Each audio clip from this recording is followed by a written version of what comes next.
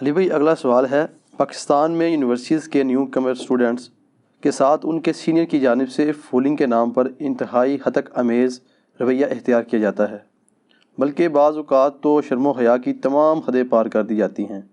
اسلام میں اس طرح کی فولنگ کرنا کہاں تک درست ہے؟ اس طرح کی فولنگ کرنا حرام ہے اور جہنم میں لے جانے والا کام ہے، یہ ہے ورڈکٹ میری طرف سے۔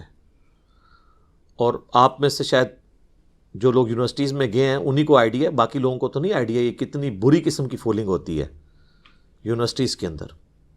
ایون ہمارے جو ریاستی ادارے ہیں ان کے ہاسٹلس کے اندر بھی اس قسم کی فولنگ ہوتی ہے، بڑی فوش قسم کی فولنگ اور بڑی ہتک امیز قسم کی فولنگ۔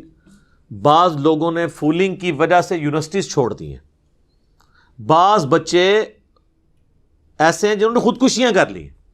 اب انسان ویسے حیران ہوتا ہے یہ کیسے ہو گیا خودکشی کر لی؟ سر ہر بندے کا ٹیمپرامنٹ ایک جیسا نہیں ہوتا۔ بعض لوگ ایک چھوٹی سی بات کو اتنا دماغ پہ سوار کرتے ہیں کہ وہ اپنے آپ کو نقصان پہنچا دیتے ہیں۔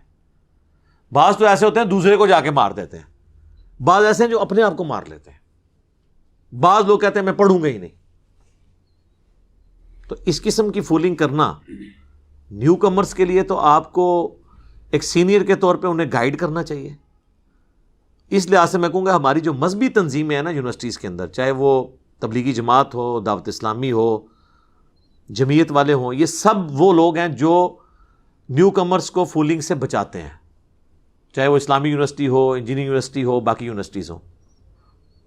اس میں ان کا اپنا بھی غرض ہوتا ہے کل کو ہمارے ساتھ اٹیچ ہوں گے، لیکن پھر بھی بڑی نعمت ہے۔ میں نے خود اپنی یونیورسٹی کے ہاسٹل میں، میرے ہاسٹل میں جتنے عرصہ میں رہا ہوں پورا سال 2 سال میں نے نیو کمرز اسٹوڈنٹ ساتھ اپنے رکھے ہیں، صرف اس وجہ سے کہ وہ شروع میں تنگ کرتے تھے ان کو سینئرز، تو وہ پھر بعض اوقات لوگ ڈسارڈ ہو جاتے ہیں، سب کچھ چھوڑ کے چلے جاتے ہیں۔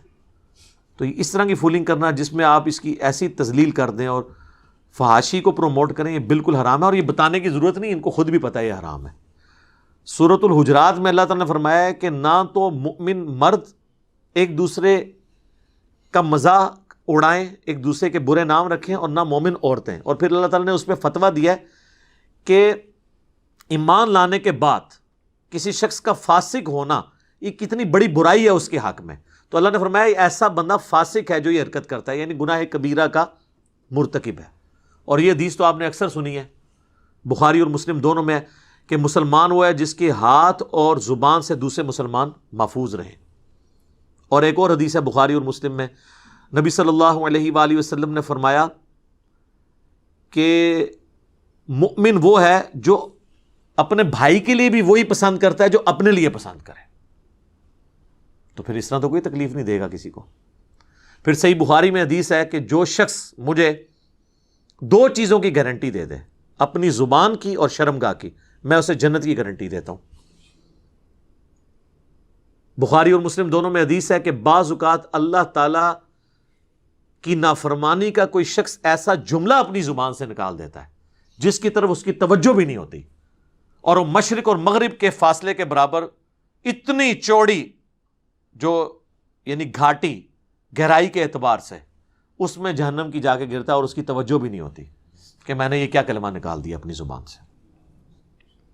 بڑا سینسٹیو ایشو ہے۔ جامعہ ترمذی میں حدیث ہے، موقوفاً ہے، وہ صحابی کہتے ہیں کہ نبی الاسلام کے ریفرنس سے بھی موجود ہے، موقوفاً بھی ہے کہ کسی کو عیب مت لگاؤ، کسی کا مذاق مت اڑاؤ، کسی کو آر مت دلاؤ۔ اور پھر وہ کعبے کو مخاطب کر کے کہتے ہیں کہ کعبہ تیری حرمت اور عزت ہے، لیکن اللہ کے نزدیک ایک مومن کی عزت تجھ سے بھی بڑھ کے۔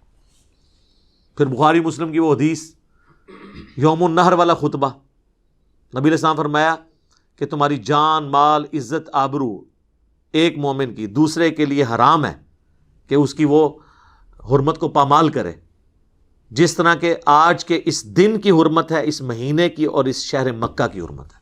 یعنی جس طرح ذوالحجہ کی، یوم النحر کی، قربانی کے دن کی اور مکے کی حرمت ہے، اللہ کے نزدیک ویسی حرمت ایک دوسرے کی جان، مال، عزت اور آبرو کی ہے۔